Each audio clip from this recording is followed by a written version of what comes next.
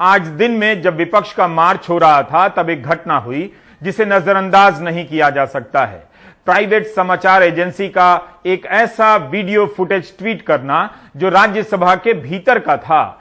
इस एजेंसी के पास राज्यसभा का फुटेज कैसे आया, यह सोर्स का मामला नहीं है। यह एक भौतिक संपत्ति है, फिजिकल प्रॉपर्टी है जिस पर सदन का अधिकार होता है, जिसे आप बिना किसी की इजाजत से हासिल नहीं कर सकते हैं।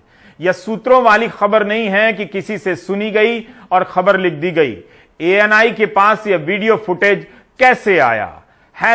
#वॉच संसद में कल विपक्षी सांसदों के मार्शलों के साथ मारपीट का सीसीटीवी फुटेज। इस लाइन के साथ एएनआई राज्यसभा का सीसीटीवी का वीडियो फुटेज ट्वीट करती है। बाकायदा यह वीडियो न्यूज चैनलों को अपलिंक करती है, जिसे कई घंटों तक अलग अलग चैनलों पर दिखाया जाता है। ट्विटर पर लाखों लोग देखते हैं। लेकिन इस वीडियो के जरिए एक तरफा पक्ष क्यों रखा गया?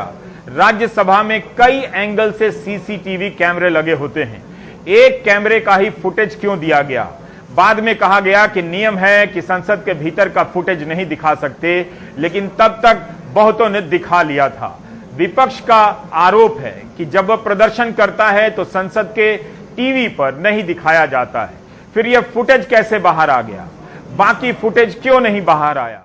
नमस्कार, मैं लानत कुमार। वीकेंड का टाइम है, कुछ नहीं मिल रहा था तो मैंने सोचा बैठे बैठे लानतें ही भेज दूं 1,000। दानिश के मौत के बाद मैंने तालिबान को दोषी नहीं ठहराया था और मैंने हजारों उस बंदूक को लानत भेज दी थी। सुदर्शन न्यूज के इस युवा पत्रकार मनीष की जब हत्या हुई तो मुझे समझ में नहीं आया कि मैं लानत भेजूं तो किस पे भेजूं। अब हत्यारा मुसलमान है तो उस पे तो लानत भेज नहीं दे, चाकू छुरी पे भी लानत भेजूंगा तो कहीं ना कहीं ये लोग राइट विंग वाले डायरेक्टली लिंक कर देंगे। तो हमने सोचा कोई बात नहीं, अपने आप पे ही लानत भेज दी जाए कि कम से कम कहा जाए कि काजी लानत कुमार 1% जीवित है कि नहीं। लेकिन आप सब जानते हैं कि मरी हुई अंतरात्मा को आप कितनी भी गाली दे लें, झकझोर ले, वो जीवित नहीं हो सकती।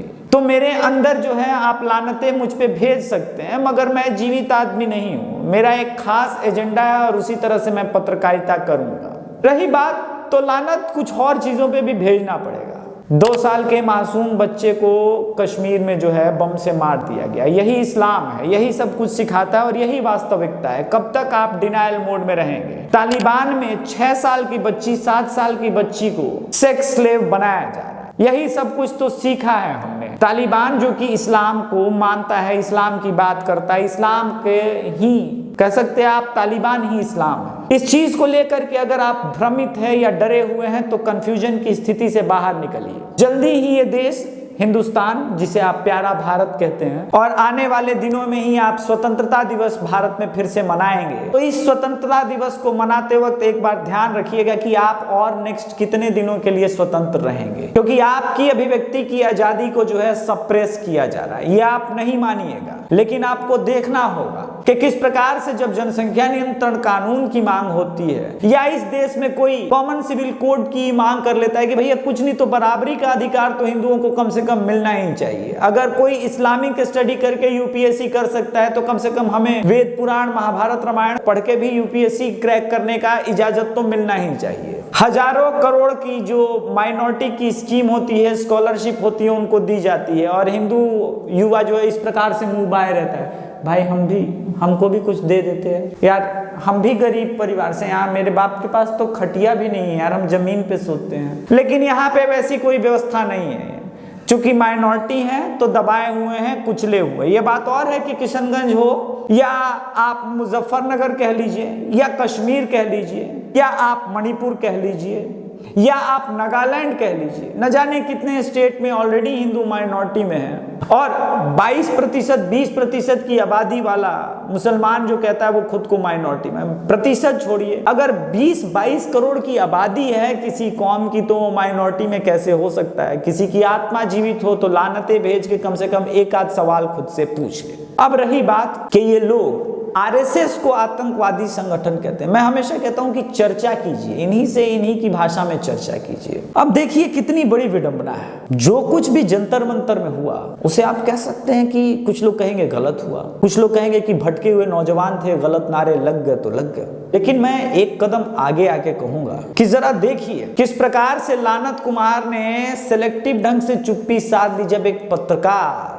बम लेकर के पकड़ा गया। आतंकवादी था, उसको द क्विंट ने बड़े ही आराम से डिफेंड कर लिया। और अक्सर आप देखेंगे कि लानत कुमार उस द क्विंट के ही कुछ आर्टिकल्स को अपने रेफरेंस के लिए इस्तेमाल करते हैं। जिस प्रकार से माननीय दिल्ली के मुख्यमंत्री केजरीवाल जी कहते हैं सब मिले हुए हैं जी। आप मान के चलिए कि पूरा वामपंथी संगठन भले 4% हो, पूरी दुनिया से हार गया हो, जेएनयू, एनडीटीवी और केरल के अलावे कहीं न पाया जाता हो ये जीव जंतु, मगर फिर भी ये जीव जंतु खतरनाक है। आपने सुना होगा अक्सर कि जितने प्रकार के सांप हैं उनमें से 90% सांप जो है वो हानिकारक नहीं होते, मगर 10% सांप हानिकारक होते हैं। आप उन सांपों की तुलना जो है डायरेक्टली वामपंथियों से कर सकते हैं। ये पूरी दुनिया में जितने 90% इंसान है ये खतरनाक नहीं है, मगर 10%, 4%, 5% जहां जैसी तादाद है, जितने वामपंथी हैं ये पूरी दुनिया के लिए खतरनाक है। अक्सर आपने सुना होगा वामपंथियों के मुंह से, अच्छा ये वीर सावरकर ये तो माफी वीर था, लेकिन वो नहीं बताएगा एक बात, एक फैक्ट जो कि मैं आपको बताने जा रहा हूं आज अभी। इसको लेकर के आप चाहें तो गूगल सर्च भी कर सकते हैं, ये जरूरी है कि आप गूगल सर्च कीजिए। मगर दुर्गादास खन्ना, ये नेहरू लाइब्रेरी में ही आपको दिल्ली में मिल जाएगा, कहीं और नहीं। दुर्गादास खन्ना का जब सिलेक्शन प्रोसेस चल रहा था HSRA में, हिंदुस्तान सोशलिस्ट रिपब्लिक एसोसिएशन में, तो भगत सिंह और सुखदेव ने उनसे पूछा सावरकर को पढ़े हो?